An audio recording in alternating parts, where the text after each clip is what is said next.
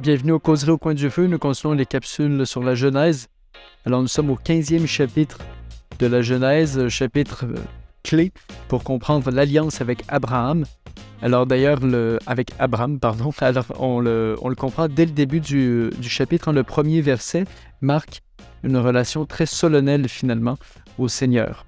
On nous dit, donc je suis dans la traduction de la Tob, après ces événements, la parole du Seigneur fut adressée à Abraham dans une vision.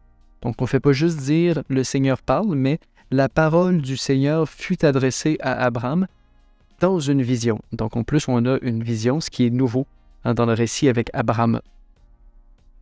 Donc, premier verset très solennel, on montre que ce qui va suivre est d'une très grande importance.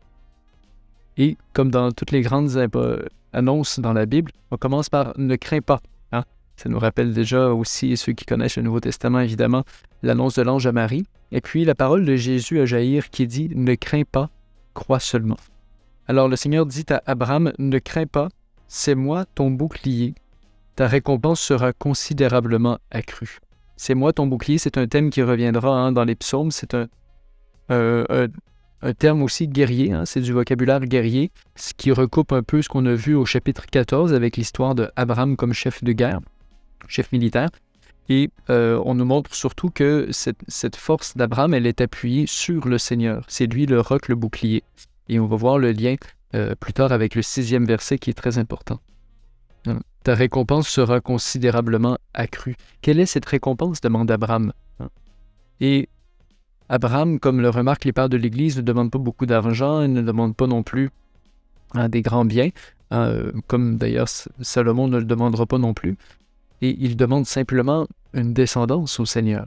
Parce que celui qui est son héritier, pour l'instant, c'est un de ses serviteurs. Serviteur fidèle, certes, Eliezer, mais un serviteur. Alors, le Seigneur lui dit, « Voici, celui qui sortira de tes entrailles héritera de toi. Contemple le ciel » cette magnifique parole. « Contemple le ciel, compte les étoiles si tu peux les compter, telle sera ta descendance. » Alors, il faut une foi très grande pour croire ça, surtout qu'on est un vieillard qui n'a pas eu d'enfant. Et alors, le verset 6 nous dit un passage qui est très, très, très important, qui a été commenté abondamment dans le Nouveau Testament lui-même, et puis chez les pères de l'Église, jusque dans l'enseignement de l'Église sur la justification, au Concile de Trente, entre autres. Alors, on nous dit au 6e verset, « Abraham eut foi dans le Seigneur, et cela fut considéré comme juste. Et par cela, il fut considéré comme juste. » Abraham eut foi dans le Seigneur. Abraham eut foi dans le Seigneur. Alors, la foi, le mot en hébreu, c'est « émounah », qui est de la même racine que « amen ». Le mot « amen », qui est...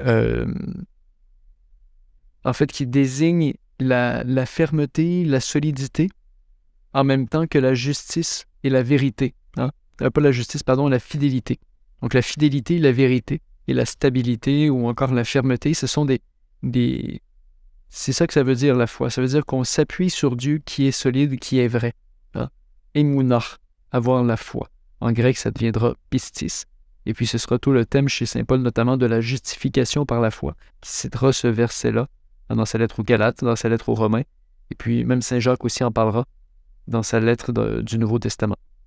Donc cette foi, c'est la foi nue d'Abraham, l'homme qui avance, mais qui a rien en fait de ce que le Seigneur lui a encore promis, et qui avance et qui a confiance en Dieu, qui marche selon une confiance en Dieu. Alors, le reste du chapitre, les versets 7 à 21, les versets 7 à 21, c'est simplement la suite de cela, c'est-à-dire le premier sacrifice d'Abraham, un sacrifice d'animaux, parce que, comme dit un père de l'Église, eh bien, dans la région d'où il venait, ils étaient habitués à faire des sacrifices d'animaux, donc le Seigneur a continué de lui demander ce genre de pratiques religieuses auxquelles il était habitué. Et bien entendu, les pères de l'Église disent, eh bien, ce sacrifice, eh bien, c'est une préfiguration de ce sacrifice unique et salvateur de toute l'humanité qui viendra à la plénitude des temps, qui est le sacrifice du Christ lui-même. Donc, je vous lis Cyril d'Alexandrie à ce sujet. Il dit « Les Chaldéens avaient coutume de prêter serment en passant au milieu d'animaux partagés. Comme Abraham avait quitté la Chaldée récemment, Dieu usa de la même coutume. Une flamme de feu et une fournaise ardente passèrent au milieu des animaux divisés. Sous l'apparence du feu, comprenons que c'est Dieu qui passe, confirmant son serment. C'est pourquoi saint Paul a écrit « Dieu, ne pouvant jurer par plus grand que lui, jura par lui-même ». Donc non seulement Dieu fait une promesse, mais il prête serment. Et ce sera un thème qui sera développé au 6e chapitre de la lettre aux Hébreux. Donc comme vous voyez, on a une assise ici très solide de tout le reste de l'Ancien Testament qui est fondé sur la promesse et le serment de Dieu et qui est fondé aussi, et le Nouveau Testament qui reprend cette promesse faite à Abraham. C'est une parole de la Vierge Marie dans le Magnificat, c'est une parole aussi de Zacharie dans son Benedictus.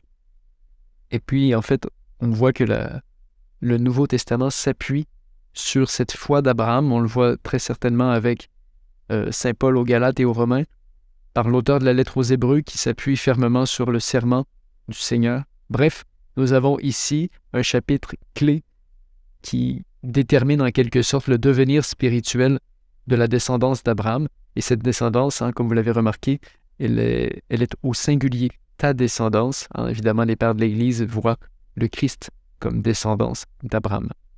Alors voilà, je vous cite un dernier extrait, cette fois c'est du catéchisme, le numéro 762. La préparation lointaine du rassemblement du peuple de Dieu commence avec la vocation d'Abraham, à qui Dieu promet qu'il deviendra le père d'un grand peuple. C'est un grand peuple, évidemment. Dans une lecture de foi, ce sera l'Église à venir, le corps du Christ, l'unique grand prêtre, médiateur entre Dieu et les hommes. Alors, j'espère que ça vous éclaire un peu. Bonne semaine, on se revoit la semaine prochaine pour le chapitre 16 de la Genèse. Et cette fois, ça va être plutôt une histoire conjugale, une histoire de fertilité. Bonne semaine, que Dieu vous bénisse.